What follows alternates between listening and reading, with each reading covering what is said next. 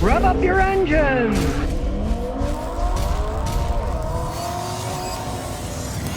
Well, old Donald Trump says he's slamming the brakes on federal EV charger funding, and now all the people that had it are scrambling for the moolah because all this government money, and of course it was a complete waste. In the Biden administration, I think it was $3 billion they put out, and in like 3 years they built like 17 of these things. It's typical government waste and corruption, right? Well, if they haven't started building them, guess what? Now they probably won't get the money. So the people that said where they were going to get this money from the feds, if they haven't started building it, Trump's saying, nix, we're not going to give that money. You can't build those things with our dime. And of course, if you know anything about electric cars, most of them in the United States, the large majority is in California. And it's been shown in California that over 80% of the charging is done at home, at people's houses, right? Because you can get a 240 charger and you can charge a car up in 7 or 8 hours, even a big one with those, right? So you do it to convenience your own home. So when you're traveling on a road, that means that only 20% charging of cars is done at these stations. The rest is done at home. There's not much profit there. Why would a private company put a bunch of money to only make 20% of the profit? Of course, they wouldn't. That's why the government is trying to, we got money to build these things because the private people are not going to build them. If you run a business, you run a business to make money, right?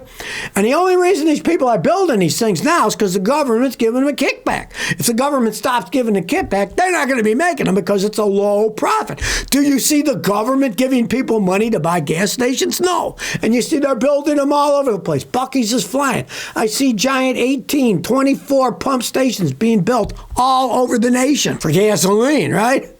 Nobody's whipping out big charging stations because there's no profit in them, baby. They cost a lot of money to make, right? And they're just pass-throughs. Those guys have to buy the electricity from the power company. They're not going to get a deal. There's no spot market like for gasoline. There's a spot market if you have a company and you're selling gasoline every day. You can buy gas on the spot market and see what the price is and go to the cheapest place and buy it. Electricity doesn't really work that way. You're stuck in one place. Your electricity coming in on those wires. You're going to pay whatever they charge you. And of course, you pass it on. But if you pass it on and mark it up too much, guess what? Nobody's going to go to your station and charge. They'll say, I'm just doing mine at home today. Because most people will do them at home. There's no incentive for businesses to build charging stations because they're not profitable. Now, here's an honest man coming out of Mexico. Mexico's richest man, Carlos Sim, says, and I quote, the United States situation isn't good because it outsourced too many manufacturing jobs abroad just to save money.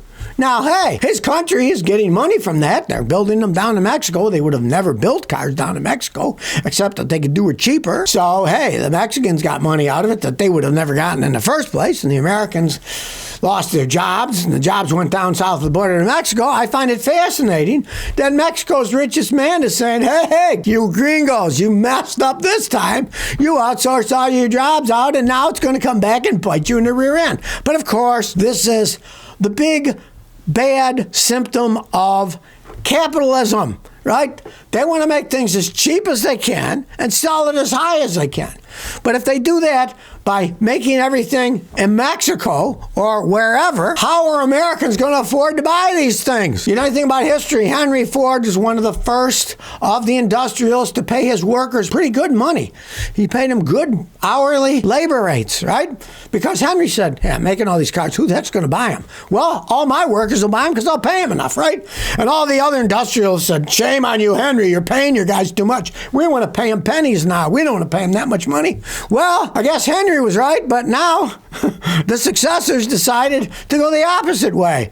We'll just get rid of the American jobs entirely. We won't pay them anything, and we'll move the jobs to Mexico. And now the richest man in Mexico is saying, hey, you guys made a big mistake there. Well, I got to admit, this guy's right. He didn't become the richest man in Mexico by being a fool. Well, the Cybertrucks are at it again. It's the invasion of the Cybertrucks. If you're a Doctor Who fan, it was Invasion of the Cybermen. Well, they're no longer Cybermen, they're Cybertrucks. Now, one Tesla Cybertruck just drove itself into a pole, and the owner says, thanks, Tesla, under its full self-driving system. Yeah, what a joke that is, right? Drove into a utility pole in Reno, Nevada. The driver says the Cybertruck ignored the fact that its travel lane was ending, so then it plowed straight into the pedestrian crossing, which luckily nobody was there, and into the pole. The owner sarcastically said, thank you for engineering the best passive safety in the world. I walked away without a scratch. It failed to merge out of the lane that was ending and then ran into the pole. The lane's ending. It's like, what am I going to do? What am I going to do? Instead of merging like a normal person would be, it swerved and ran into a pole. It made the wrong decision, you know? Let's face the facts. Hey, there's lucky there was nobody in that pedestrian lane that had swerved over and hit the pole. Who knows what would have happened, right? The thing is, they're machines, and who knows what kind of a choice they're going to make and what they actually see. You know, most of us, we see a person, we know it's a person. Well, they might be confused by it and not know it. Then we see they've got to merge ahead, so you wait, but it goes, and then it gets there, doesn't know what to do, so it swerves to the right and runs into a pole. You'd think the thing would have stopped.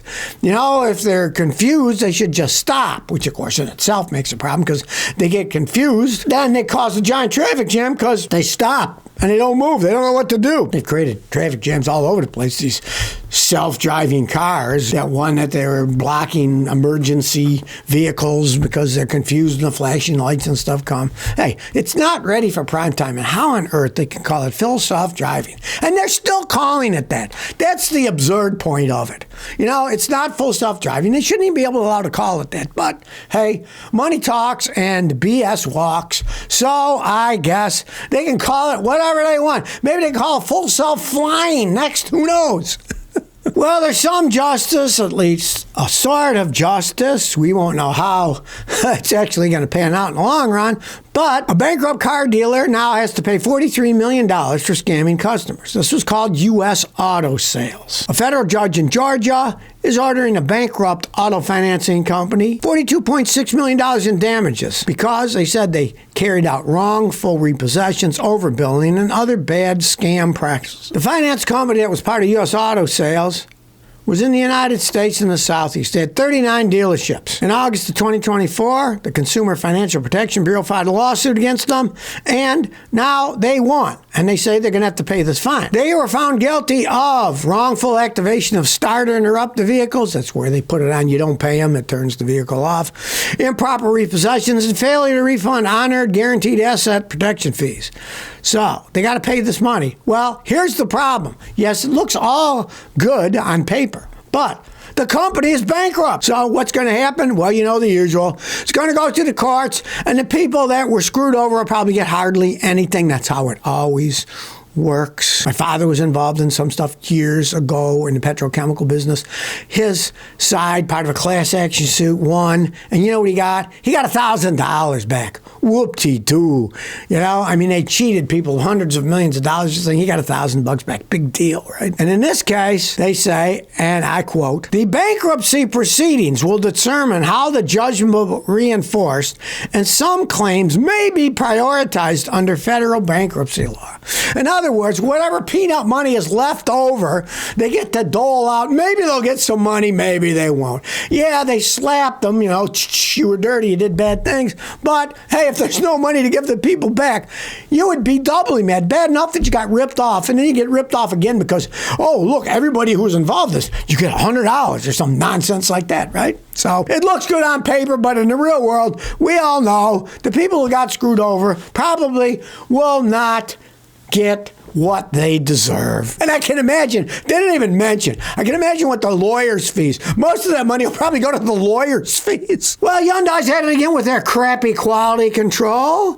Hyundai issues a recall for thousands of cars with a fuel defect. Now, these are the cars with GDI. They have a very high pressure fuel pump that can go over 1,000 pounds PSI. It's a lot of pressure, right?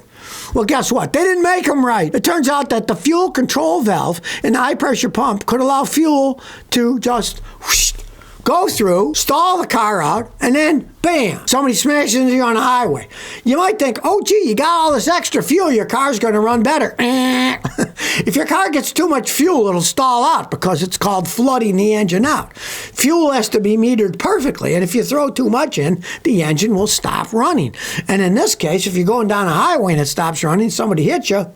Plus, they're not even getting into the long-term effects. If you get too much fuel, maybe it's just a little bit much, not enough to stall it, but if you get too much fuel, that washes the oil off your piston rings and wears your engine out prematurely.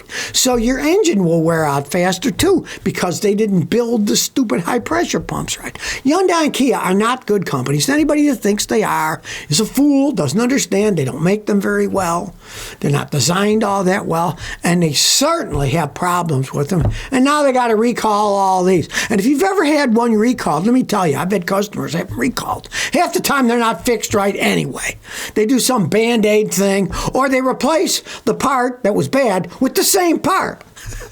And then it breaks again. But then they say, well, we already fixed it under the first recall, so you got to pay for it this time. I've seen that over and over and over again. Well, when I was living in Houston, there were some punks that went around slashing people's tires for fun, right? Well, there's now a lunatic out there called the Icepic Bandit, and he has just been accused of his third slashing spree where he slashed 296 semi-truck tires. And in less than 2 years, either one guy or people who are copycatting him have destroyed more than 1,000 tires across several states in the United States. They're going after 18-wheelers. Now, these poor truck drivers, they're just delivering stuff. You can't be blaming them for anything, right? Well, it turns out that this big rig violence has destroyed more than 1,000 tires in the last 2 years. And they haven't caught whoever's doing it. This is semi-trucks in Arkansas, Florida, Georgia, Tennessee, and Texas. And they're idling at night. They come out and their tires are gone. So we're talking about pretty much the South, Georgia, Florida, the Deep South. Now, the cops think it's a disgruntled former trucker. Yeah, but I mean, hey, why would he take it out on other truckers? That doesn't make any sense. I think it's something else. Maybe it's a guy who works for the tire companies. I don't know. I knew a guy in Houston. He actually hired sleazy people in his neighborhood to knock out people's cars to try to get business because his shop was the closest one to them. So, and since these tires cost so much money, they can be $500 a piece or more. Hey, it can cost these guys 10 to 12 grand every time somebody flattens all those tires. People have seen him. And he's described as a white male, 30 to 40, but they don't have any good pictures of his face. And, hey, if they ever catch this guy, he better hope the truckers don't catch him, because the truckers say, we'd love to catch him, put a whooping on him. Maybe he'll stop. Who knows? I think it's more of what some of the people suggested. It's a climate activist who's saying, oh, those old, smelly diesel trucks, let's flatten their tires.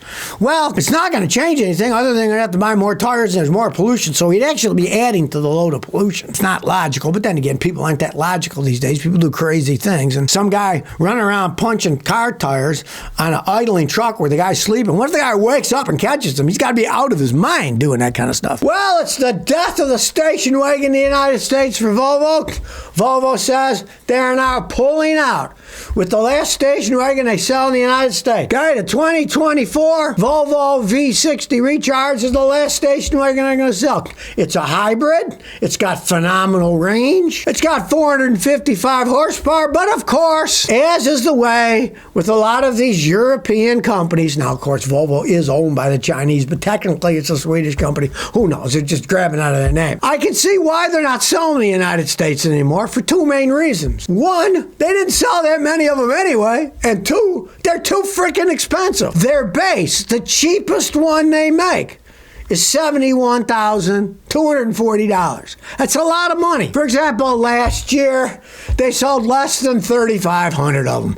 It doesn't make sense for them to sell such a small volume of cars. But, hey, you can't buy a Volvo station wagon anymore. That was one of the big things. People, oh, I got my Volvo station wagon. Sure, they're square, they're ugly.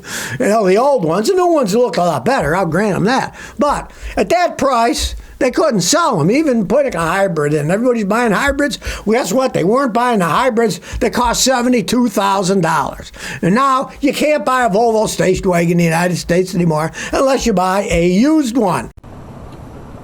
So if you never want to miss another one of my new car repair videos, remember to ring that bell.